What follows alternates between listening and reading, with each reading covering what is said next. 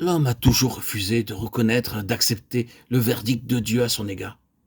Et c'est pourquoi il poursuit encore aujourd'hui un chemin où il cherche à manifester une expression et une réalisation de lui-même, où son ego est flatté au plus haut point. Dès le commencement, alors même que la voix de Dieu avait été si définitivement établie dans le sacrifice d'Abel, l'homme a continué son propre chemin pour exalter son être, ses désirs, ses aspirations contraires au chemin de Dieu. Il cherche encore à construire un monde, à créer une civilisation et à constituer un royaume. Babel ou Babylone sera son nom. C'est l'expression et le monument de la puissance du pouvoir et de la gloire de l'homme. Lisons Genèse 11.4, faisons-nous un nom. N'est-ce pas ici la grande Babylone que j'ai bâtie? Daniel chapitre 4 verset 30.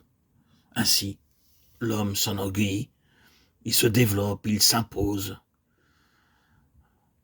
Oui, c'est un monde merveilleux qu'il a produit. Et il le dépasse désormais de beaucoup, il n'arrive plus lui-même à le maîtriser. Plein de merveilles, oui, mais plein de tragédies.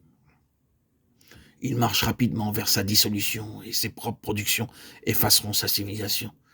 Il a mis en mouvement quelque chose qui, par sa propre force, a échappé à ses mains. Il faudra que Dieu intervienne pour abréger les jours de cette fin, sinon aucune chair ne sera sauvée. Matthieu 24, 22. C'est là ce qui se présente immédiatement à l'horizon. Oh, combien nous pourrions écrire de choses à ce sujet, mais nous nous arrêtons là. Ce ne sont que les insensés aveugles, les dupes de Satan qui espèrent en une utopie comme résultat naturel du cours actuel de ce monde présent. La civilisation n'a fait qu'accentuer l'essence ou la sensibilité de l'âme, et déjà nous connaissons quelque chose de ce que signifie les hommes rendront l'âme de frayeur. Luc 21, 26. Et cependant, la position de Dieu n'a pas changé. L'homme peut édifier son royaume et le construire jusqu'au nu. Le ciel, cependant, reste fermé pour lui. La croix de Christ proclame que Dieu a établi la fin de tout cela depuis longtemps. Ainsi, ce calvaire signifie zéro en ce qui concerne l'homme. En ce qui concerne le dessein éternel de Dieu, il n'est pas possible de passer la croix autrement que par la mort, par l'identification avec Christ, par la foi.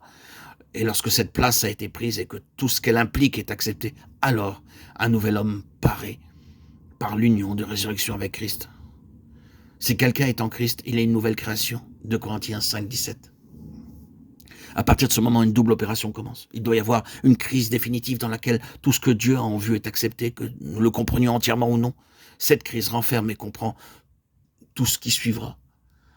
Cette double opération sera d'un côté l'ascendance du nouvel homme, de l'homme spirituel, et de l'autre côté la soumission de l'homme naturel ou du vieil homme. Ce sera l'éducation de toute la vie. Il est nécessaire de le comprendre. Si Dieu effaçait actuellement, s'il extirpait le vieil homme, toute la base de l'éducation spirituelle serait enlevée. Nous avons montré ailleurs ce que signifie cette nouveauté de vie, qui consiste à apprendre tout à nouveau, dans un monde différent, avec de nouvelles facultés spirituelles. Ce nouvel homme est l'homme caché du cœur, et son éducation se fait par le Père de nos esprits. Hébreux 12, 9. Elle se fera en accord avec une déclaration précédente de cette même lettre aux Hébreux jusqu'à la division de l'âme et de l'esprit. Chapitre 4, verset 12.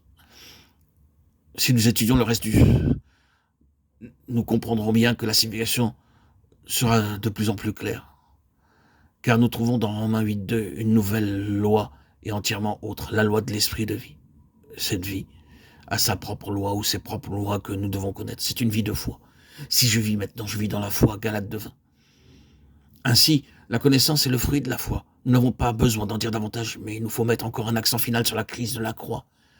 Dieu ne peut parler à l'homme qu'à cette place de la croix. Chaque développement nouveau dans la vie d'un enfant de Dieu sera d'une manière ou de l'autre une nouvelle expression de la signification de la croix. Une mort plus profonde, d'où sort une vie plus pleine. Dieu maintient l'équilibre d'une main ferme. Et pour finir, la dernière phase de notre dépouillement ici-bas aboutira à notre couronnement avec Christ là-haut.